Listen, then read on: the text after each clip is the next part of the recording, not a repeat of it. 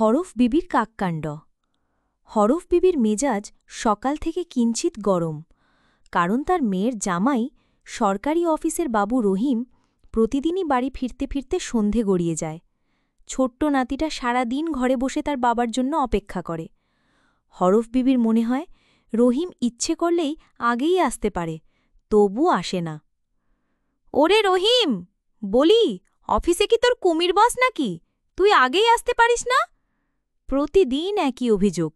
রহিম যেন অভ্যস্ত হয়ে গেছে এসব শোনার। সেদিনও শান্তভাবে উত্তর দিল, আম্মা, রিক্সা ভাড়া ১৫০ টাকা। অফিসের গাড়ি তো ফ্রি, কিন্তু গাড়িতে আসলে ৫টা পর্যন্ত অফিস করতেই হয়। হরফ বিবি চেয়ার থেকে উঠে দাঁড়ালেন। তোর জন্য কটা কাক কিনতে হবে দেখছি। রহিম হাঁ করে তাকিয়ে রইল। কাক? কাক কেন আম্মা? কাক কিনে তুই তার পা ধরে উড়ে উড়ে চলে আসবি, আর কাজের চাপ থাকলে ২ কাক বেশি জুড়বি। এবার তো বাড়ি ফিরতে সময় লাগবে না?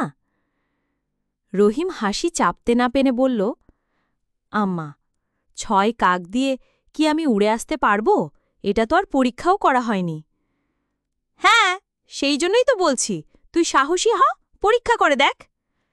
এই কথোপকথন শোনার পর বাড়িতে কানাকানি শুরু হল। রহিমের বউ খিলখিল করে হাসতে লাগল, আর ছেলেটা চিৎকার করে বলল, বাবা, তুমি উড়বে, আমাকে কাক দেখাবে? রহিম অফিসে গেল সেদিন। গাড়িতে কলিগদের সঙ্গে কথায় কথায় হরফ বিবির কাক প্ল্যান শেয়ার করল।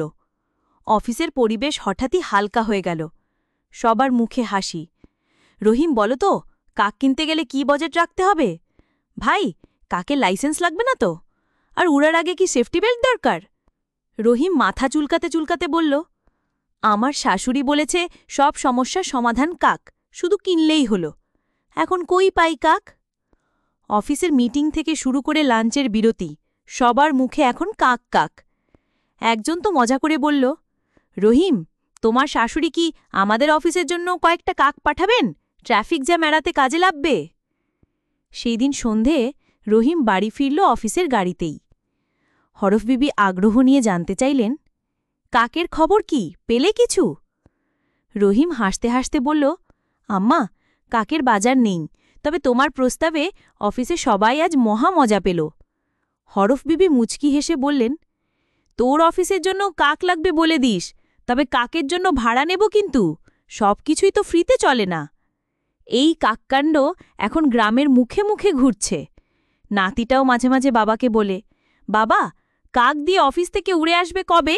আমি কাক দেখতে চাই।